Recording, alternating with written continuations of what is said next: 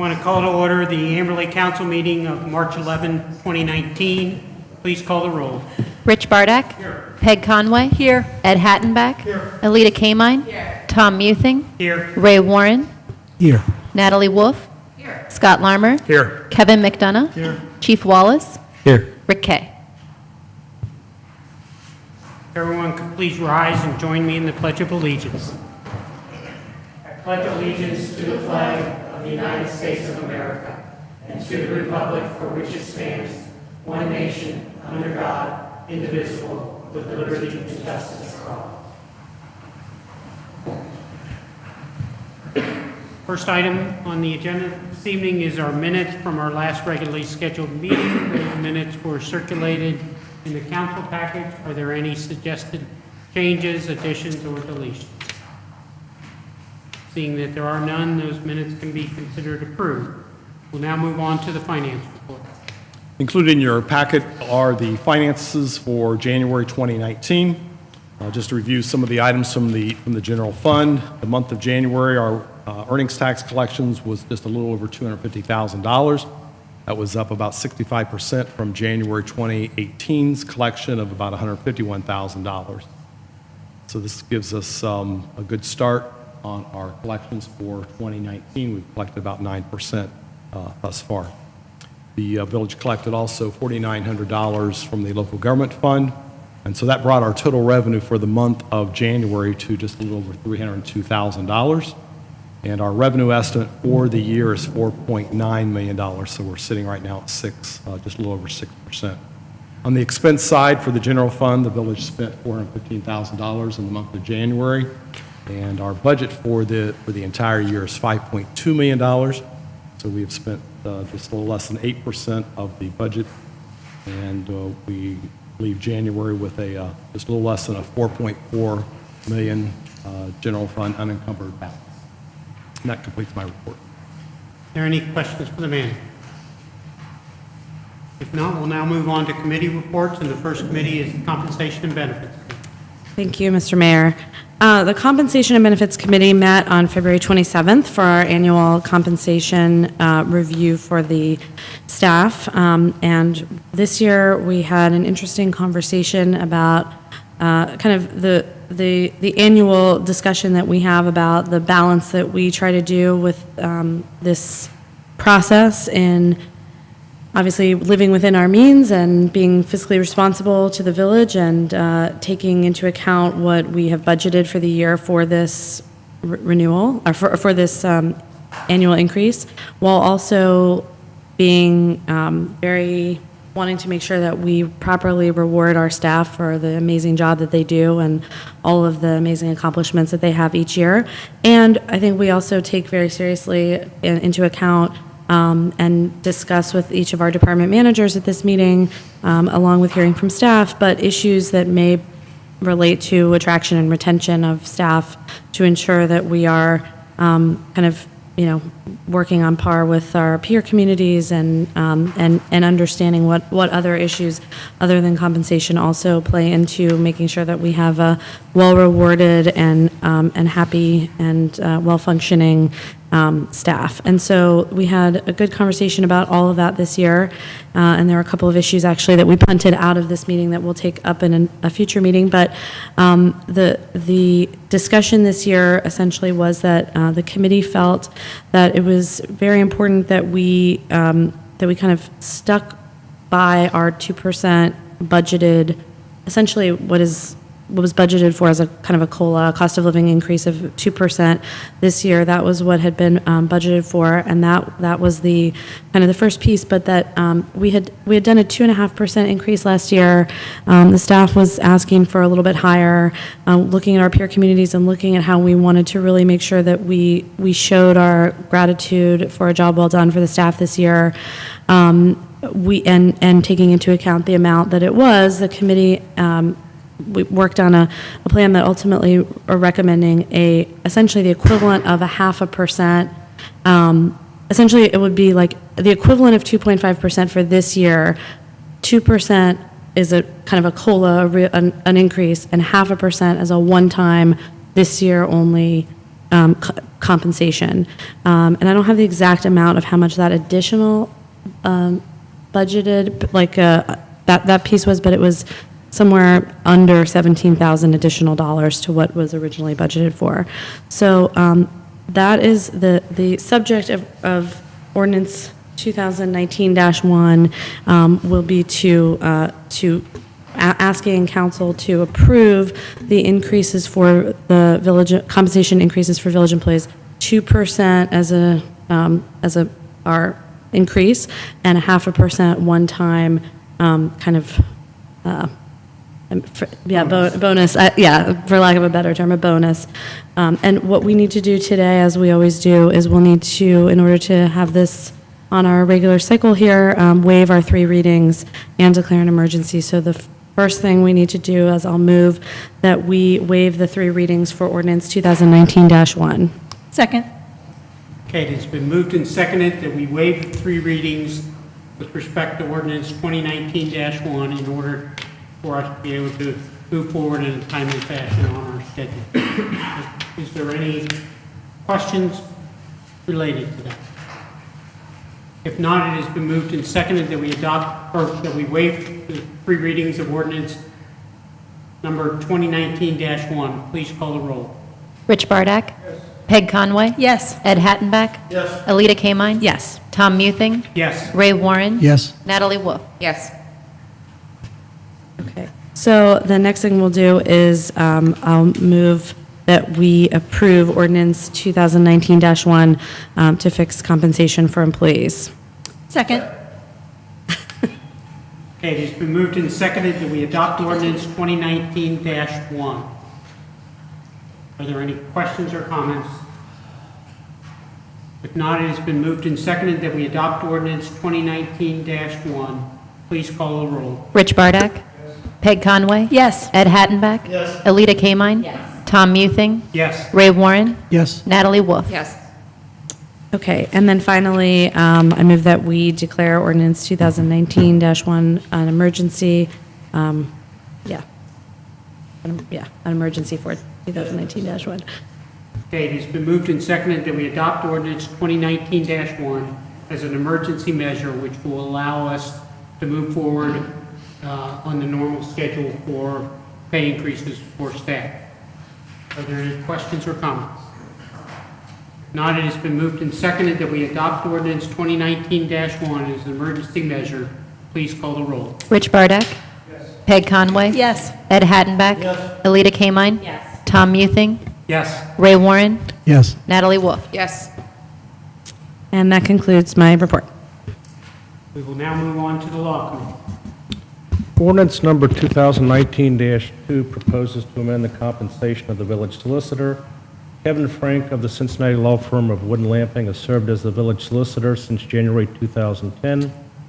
Effective February 25, Kevin resigned from the firm of Wood & Lamping to accept a position with the city of Cincinnati. The village continues receiving its legal advice from Wood & Lamping, and to replace Kevin, the village will be advised by Kevin McDonough of the firm of Wood & Lamping. Kevin McDonough practices in Wood & Lamping state and local government law practice area and litigation practice area. His practice is concentrated in the areas of municipal law, civil litigation, and criminal law. Kevin has many years of experience representing municipalities. He currently serves as the solicitor for the Village of Mainville, law director for Sims Township, and participates in representing many other municipal clients at Wood & Lamping. Prior to entering the practice of law, Kevin served as a police officer and firefighter for Amberley Village. During the last 9 years, there has not been a legal fee rate hike, and it's necessary to increase that fee. The current fee schedule is as follows. Hourly rate for the first 12 hours each month, $125 per hour. Hourly rate for each hour after the first 12 hours is $154 per hour. Hourly rate for litigated matters is $184 per hour. The reason for setting the first 12 hours lower reflects Wood & Lamping's original intent to include those hours in OPERS. However, that never occurred. Wood & Lamping is proposing to eliminate the separate 12-hour fee structure, so there's a single consistent rate each month without any reference to OPERS. In addition, the hourly rates for legal services are being proposed to the following schedule effective March 1st. Regular hourly rate will be $160 per hour, a 3.9% increase over the current regular rate. The hourly rate for litigated matters would be $190 per hour. That would be a 3.3% increase above the current hourly rate. Staff estimates the increase will cost the village approximately $12,000 additional per year based on 2017 billed hours that exclude litigated matters. The Law Committee met on January 14 to consider the request from Wood Lamping and concurred with the increase. The rate increase will go into effect retroactively March 1st. I make a motion to waive 3 readings in order for this ordinance to become effective on April 1st, 2019. Okay, it has been moved and seconded that we waive the 3 readings with respect to ordinance 2019-2, which will amend and approve a proposal to amend the compensation for the solicitor. And the one thing I just want to point out is that this was the, Councilman Bardash mentioned that the Law Committee met on January 14th. We were already considering the Correct. increase ahead of this. So this is not in reaction to a new solicitor coming on. This was in recognition that we had really fallen behind. We examined the rates being paid by other communities, and the Law Committee definitely felt this increase was very appropriate. Yeah, there hadn't been an increase for 9 years, so that's the primary reason for the increase. Okay, so it has been moved and seconded that we adopt, or that we waive the 3 readings with respect to ordinance 2019-2. Are there any further questions or comments? No questions. So when I look at the description and I see how much we've spent, on attorney's fees, on solicitor fees, so in an average year, for example, if the rates for the first 12 hours were less than the rate following 12 hours, approximately how many hours did we use that would have exceeded 12 hours in an average month? Well, that fluctuates. I can't give you a specific number, but it does fluctuate. You'll see with the, you look at the 2017 building was just a little less than $50,000, and this year up through September is only $24,000. So this past year has been a very significantly low year compared to previous years.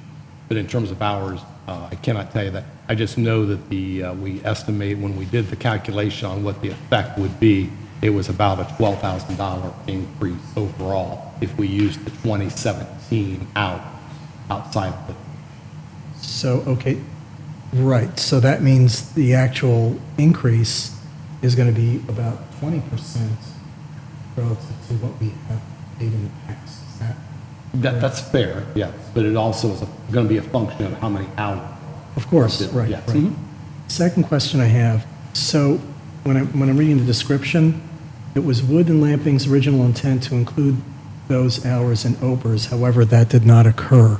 But I don't understand that.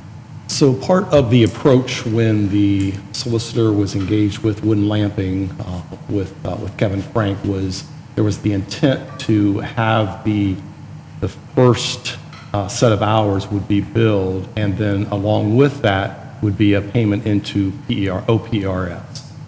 Okay, and that because there's always been a discussion about whether the law director is part of OPRS or not. And so it was the intent of having that in OPRS, but that did not occur. And so that's why the rate was lower for those first set of hours, the $125 rate. And that's an internal thing to Wood and Lamping, right? That had nothing to Yeah. do with us and we just pay the bills. It was, yeah, correct. It was internal with Wood and Lamping. We did not challenge that. We did not say yes or we did not say no, as far as I know, but we just continued with that. But the expectation was, at the time, that was going to occur. It never occurred. So does that mean that Kevin never received any contributions toward his pension during that period of time? That is correct, because we paid Wood and Lamping as opposed to paying Kevin Frank Right. as a member of OPRS. So he was not being paid OPRS while he was employed as our solicitor. We paid strictly to Wood and Lamping. And so in the new, I'm sorry, I don't mean to. That's all right. So in the new rate schedule, part of that fee will go towards some retirement fund for our solicitor, or no? No, it'll continue to be the same. So we're paying wood and lamping, we're just increasing the hourly rate, and that's all it is. There's nothing here that relates to retirement. Got it. Because Kevin Mcdonald is an employee of Wood and Lamping. He's not a public employee in this seat. As was Frank. Correct. Same thing, same situation, correct. I mean, it's no different than paying any law firm, you know. Sure. Some of the compensation. I'm just trying to get some benefits clarity and on the- so on the- forth. on the numbers, that's all. It's just their hourly rate. I just think, I think the inclusion of the information regarding brokers kind of muddies the waters here. It's a rate increase. Yes, I was just trying to explain that first 12 hours being so low, that's very unusual. And when I look at the invoices, I can just see it there, those first 12 hours, 125, and then it jumps up right away. So what is the rhyme or reason? So that's why I share that in the memo, is that was the intent behind it. It is a rate increase, yes. Any other questions or comments? If not, it has been moved and seconded that we waive the 3 readings with respect to ordinance 2019-2. Please call the roll. Rich Bardak. Yes. Peg Conway. Yes. Ed Hattenbeck. Yes. Alita Kamine. Yes. Tom Muthing. Yes. Ray Warren. Yes. Natalie Wolf. Yes. I move to adopt ordinance 2019-2 to amend the compensation of the village solicitor. Second. Okay, it has been moved and seconded that we adopt ordinance 2019-2. Are there any questions or comments? If not, it has been moved and seconded that we adopt ordinance 2019-2. Please call the roll. Rich Bardak. Yes. Peg Conway. Yes. Ed Hattenbeck. Yes. Alita Kamine. Yes. Tom Muthing. Yes. Ray Warren. Yes. Natalie Wolf. Yes. I move to declare ordinance 2019-2 an emergency so that it can become effective retroactively on March 1st, 2019. Okay, it has been moved and seconded that we adopt ordinance 2019-2 as an emergency measure which will allow the increase to go into effect on the schedule that has been proposed. Are there any questions or comments? If not, it has been moved and seconded that we adopt ordinance 2019-2 as an emergency measure. Please call the roll. Rich Bardak. Yes. Peg Conway. Yes. Ed Hattenbeck. Yes. Alita Kamine. Yes. Tom Muthing. Yes. Ray Warren. Yes. Natalie Wolf. Yes. That concludes my report. Thank you. We'll now move on to the Finance Committee. Thank you, Mayor. On February 28th, the Finance Committee met to discuss an appropriation to appropriate monies in the PSAP 9/11 fund to have sufficient resources to meet village obligations. Local government uses a system of fund accounting, which wherein revenues from certain sources must be put into certain types of funds. Once the fund money is placed in the fund, in many instances there are restrictions on how the money may be used. There are special revenue funds set up based upon the source of revenue and restrictions for expenditures such as the street fund, law enforcement fund, and the PSAP 9/11 fund. Each year, the village appropriates monies in these funds to be used during the course of the year. After the appropriations for the fiscal year 2019 were made, additional monies were received in the PSAP fund, plus the village received an additional payment in 2019. In order to spend this additional money, it is necessary to appropriate. Accordingly, I move that we adopt ordinance number 2019-3, ordinance amending appropriations for the fiscal year 2019. Second. Okay, it has been moved and seconded that we adopt ordinance 2019-3, amending appropriations for fiscal year 2019. Are there any questions or comments? If not, it has been moved and seconded that we adopt ordinance 2019-3. Please call the roll. Rich Bardak. Peg Conway. Yes. Ed Hattenbeck. Yes. Alita Kamine. Yes. Tom Muthing. Yes. Ray Warren. Yes. Natalie Wolf. Yes. Section 2 of this ordinance That's not necessary. not necessary? Thank you. Because it's in our charter that the amendment to appropriations go into effect immediately, so. That concludes my report. Thank you. Okay, we'll now move on to the manager's report. Well, since efficiency and brevity in our reporting tonight is our mantra, I will keep this very short. I thought you might find it amusing. One of the items in the manager's report was that the maintenance department picked up a rental scooter from Ridge and Galbraith. So this is a rental scooter that our maintenance employees saw coming up Ridge Road, going north on Ridge, and when the individual got to Galbraith, he was done, and so he left it. What you do with those scooters? So it was brought back to the police station, though. On a more important matter, on the Tax Incentive Review Council, it's necessary for the village to appoint the 2 representatives for the TIRC. And in the past, we have always had 2 individuals, Tom Euthing and Bill Doring. And so it's necessary for a motion to appoint those 2 to the Tax Incentive Review Council. I hereby move that we appoint Bill Doring and Tom Euthing to the Tax Incentive Review Committee. I think continuity on this is important. I think 2019 will either be the last year. I actually think it goes for 1 more year. But this is something where you go before the committee on an annual basis. In our case, Topics has far exceeded the commitments that they made to get that tax incentive review. And in fact, I asked the committee last year, why are we even still doing this, that they exceeded so much? And, can't you kind of waive this and make it go away for a few years and spend your time on things where... And the answer was no. And the answer was no. I'm on that committee. I kind of said, why can't you spend your time for communities where businesses are not meeting their commitments, and, the businesses that far exceed, you can just get rid of them. But as Councilwoman Conway said, the answer was a resounding no. So I move that we appoint myself and Bill Doring to that for again this year.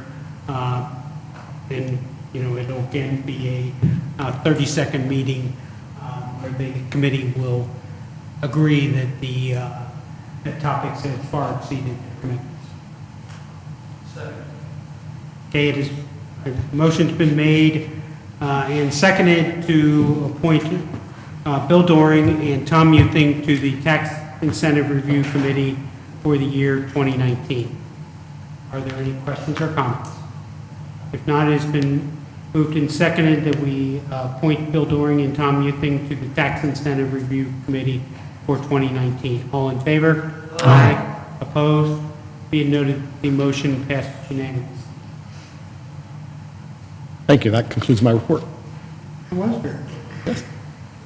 Chief's report. I'm not going to be that quick. I just have a couple items. First thing is I want to say thanks to council on the acknowledgement of the employees and giving us the 2% plus the 0.5%. We know that, we have financial struggles and, but the good thing is you send a good message for myself in administration and dealing with the employees as they continue to, find ways to cut costs by getting grants and doing other things. So just on behalf of everybody, thanks to each one of you for the consideration. Second, welcome to Kevin McDonough. Thank you. Glad you're here. Worked with Kevin a lot, and Kevin does a great job. I think that, he'll continue to do a great job for the village and move us forward. So we look forward to working with him on the police side. I'll probably drive him nuts in about a month, but we look forward to it. Well, you know where to find me. I think you got a lot of emails already, so. No, the last thing I want to talk about, on Friday, March the 8th, we had an incident on Section Road. I got home probably about 5, and then a little bit after that, I got called back in. It actually came in as a possibly shots fired into a residence. As I got here and I met with the officers on the scene, it was not that. It was somebody busted out a window of a house, attempting what they thought to gain entry into the house on the east side of the house on Section. Through talking with the residents and doing a little bit of investigation, we determined we did not have a shots fired. We did not have an attempted burglary. We had a pure vandalism, criminal damage that occurred. We were able to come up with a couple suspects that night. I left and came back in probably at 9 o'clock that night and met with our detective just to move forward. And one guy did bring himself in here and spoke to us that evening. And said, moving forward, today we actually made an arrest on it, and the guy was, charged with criminal damaging. Guy just has some other issues going on, and it was a personal thing toward the residents. So at no time, there was information put on next door, just trying to let everybody know, and I think that alarmed some people, but we really wanted to know, going into the Sabbath, we had a lot of people out there walking, and we were diligent about getting to CZE and Showery Torah to let everybody know what was going on, why there's such a high police presence at the time. But everything worked out, and no one was injured, and we moved forward. And just thanks everybody for their cooperation. That's in my report. Are there any questions for the chief? Now we'll move on to the mayor's report. And first, today was the annual meeting of the Hamilton County Public Health District Advisory Committee, which I attended. Amberley Village, just like other villages and townships throughout Hamilton County, receive our public health services from Hamilton County. Most cities also receive their services from Hamilton County Public Health. The only exceptions are Springdale, Norwood, and the city of Cincinnati, which have their own health departments. Cities have that as an option. Villages and townships under Ohio law must receive their services from the county public health. Just want to cover a few items which we talked about today. And first, just was very specifically pointed out, which I thought was great. The mission of Hamilton County Public Health is to educate, serve, and protect our community for a healthier future. In their vision, which I think those that are familiar with We Thrive, you'll recognize a lot of the words, is their vision is healthy choices, healthy lives, and healthy communities.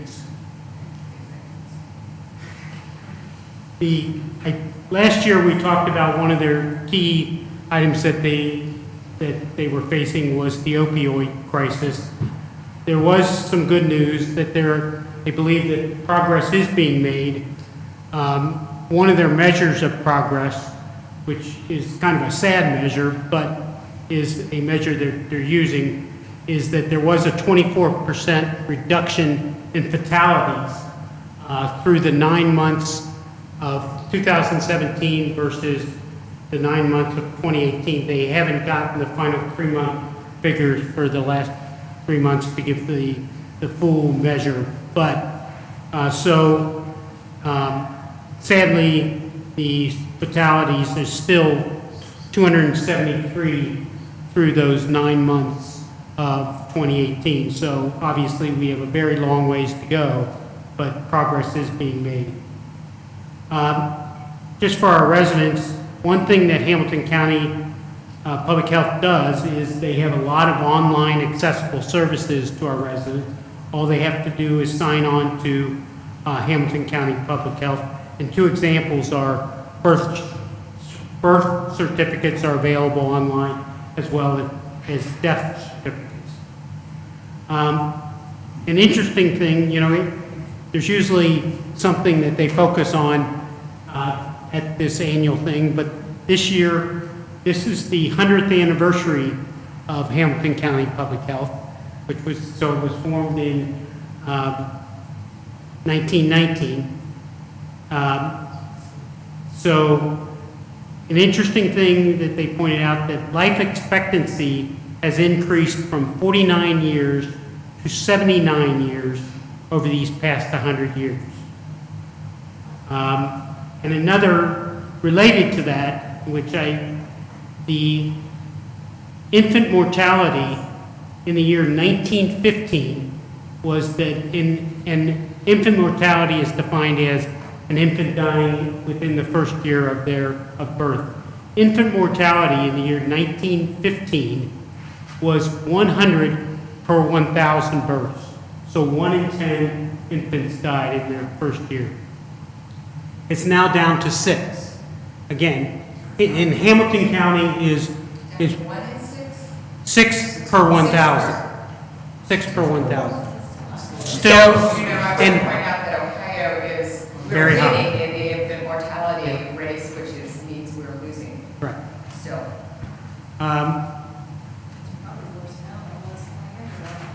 And then I just wanted to, there was, the commissioner is going through, they have all the minutes from all the meetings over those 100 years still on file, and they're going through some of the minutes, and there were a couple passed out, and I just wanted to read from the minutes of the year, I think it was, this was from 1921, and they were specifically dealing with cows and milk. They went through a period for the year 1919 where they were dealing with pigs one month, et cetera. But there are, I think, about 40 sections on this measure related to cows, and I'm just going to read 3 of them. Manure must be removed daily from the stable to a distance of not less than 50 feet to preclude the chance of odors getting back to the stable. That was one section. Next, floors must be kept clean by careful sweeping or washing, and earth floor must not be used. And then finally, walls must be kept free from manure. Walls and ceilings must be whitewashed at least twice a year or made clean and sanitary or disinfected in any other manner equally effective. Sounds like accessory structures all over.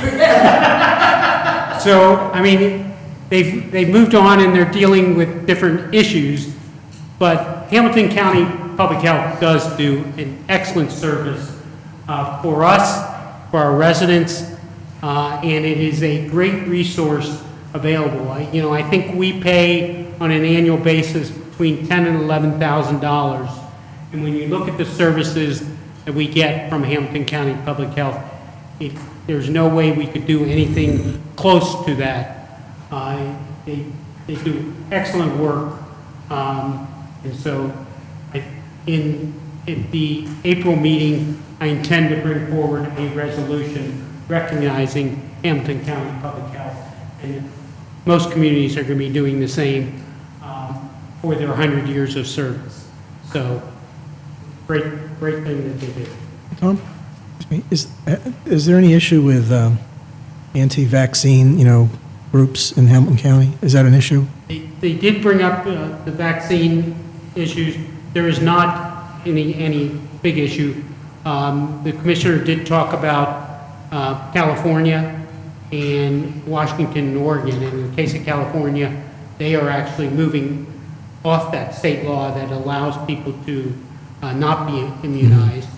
And Oregon and Washington are also looking at it because they're having some issues. The only other thing I wanted to mention is the next Environmental Stewardship Committee meeting is March 25th at 7 o'clock down in the community room. And again, our annual one-stop drop is on April 7th, which is Sunday, from noon till 4. We again will be collecting electronics. We will do safe paper shredding, and Goodwill will also again have a station there. Everything that is can be brought to the one-stop drop is noted on our website and is also available on some postcards which are out in the lobby for residents if they want. And online. Are there any questions? If not, we will move on to new business, and I know a number of people have new business. First, the Vice Mayor. Thank you, Mr. Mayor. Speaking of Hamilton County Public Health and We Thrive, tomorrow I'll be at the quarterly We Thrive Learning Collaborative, and I don't know the agenda or what I'll be bringing back, but March 13th, no, I'm sorry, it got moved. The We Thrive Chronic Disease Working Group, they're working on the chronic disease pathway, will be meeting March 20th from 6 to 7 p.m. And the group has been initially trying to identify what we call the low-hanging fruit, what is already available in Amberley that makes it a healthy place to live, and letting our residents know about it. So part of that involves utilizing the newsletter that we already have, and we did have a meeting, and we had to continue the part of the meeting that's going to be discussing how to use our existing publications to identify, for example, the We Thrive the new walking trail in French Park. Our residents probably don't know that with the addition of that trail, there are now 5 miles of connected walking options within French Park. So that would be the kind of thing that we want our residents to know about, and the group is working on those areas. And then on March 13th, this coming Wednesday, the Human Rights Commission will be meeting at 5 o'clock here at Village Hall, and they will be selecting the chair and the vice chair of that committee. And that's all I have for you. No, Councilwoman Conway also. I wanted to share that in my capacity as the Amberley Village representative to the PRM Local School Decision-Making Committee, that I was elected chair of that body last Wednesday. There was a resignation, and so I think it's really kind of an interim post for the remainder of the year. I think there is an annual election, and I don't think that I would pursue it next year, but I will be leading the interviewing of the new principal candidate. So we'll be doing that. We submitted all of our paperwork to the district, and they are gathering candidates for us, and we expect to interview sometime in the first half of April. And I also wanted to remind everyone that we still have garden plots available at the Amberley Green on a completely different subject. And the form is available on the village website under Forms and Documents, and it gets turned in here with a $50 fee, and then you'll be given more information. That concludes my report. Okay, and I know Councilwoman Kamon. So I have two things. One really quick one. I always like the opportunity to recognize residents who are with sort of big accomplishments or residents in the community. And I wanted to mention a couple weeks ago was the American Heart Association has their annual Heart of the City Award to a family. And this year they recognized the Fisher family. And of course, many of us know Mark Fisher, who's the CEO of the JCC, obviously puts Amberley on the map through that. But the Fisher family, there are 4 different household, five different families making up the Fisher family, that 1 and 4 of whom live in Amberley. So it seemed sort of appropriate. It was a very good reckoning. It was like, this family of Amberley, this family of Amberley, of Amberley. And they are, of course, a huge family who does a lot of work in many different capacities in the community, and just wanted to, it was a proud moment for our community. So on a totally different note, wanted to put Kevin to work on his first night, but I posted on Nextdoor today the Duke Energy pipeline. I think we're kind of coming down to the final little swing here, and just wanted to announce a couple of upcoming dates. So first, this Wednesday at 6:30 in Evendale, NOPE, oh my gosh, I already don't remember what it stands for. Yes. There you go. Neighbors opposed to the pipeline extension. The citizens advocacy group against the pipeline, or at least a watchdog of the Duke Energy pipeline, is having a town hall again. Evendale, the Evendale Rec Center, 6:30 this Wednesday, the 13th, which should be interesting. And then the OPSB public hearing, the Ohio Power Siting Board public hearing, they're doing another hearing at UC Blue Ash from 3 to 8 p.m. next Thursday, March 21st, which I think is quorum, unfortunately, but that will be, again, 3 to 8 at UC Blue Ash. That's on March 21st. And I guess my question for our new solicitor is there anything that we should know from Amberley's perspective about what the village has been doing, or anything we should know in the final swing here?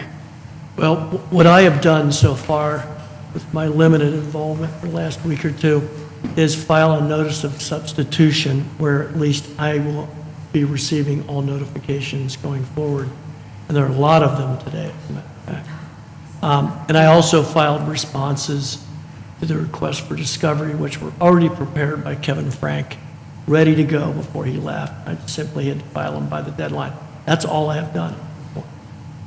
So, and The attorney calls between the jurisdictions though are still ongoing? yes, and I Okay. participated in one a week ago Friday. Great, okay. Yes. If there's anything else council or the mayor would like me to do, please feel free to ask. I am planning to attend both the Evendale meeting as well as the Blue Ash, or meeting at UC Blue Ash, but I doubt that I will be there from 3 to 8. I will be attending. You were there last time. Yeah. You're not speaking again, right? Because you're not allowed to speak unless there's something to say, right? Any other new business? If not, we can consider the meeting adjourned. Thank you very much.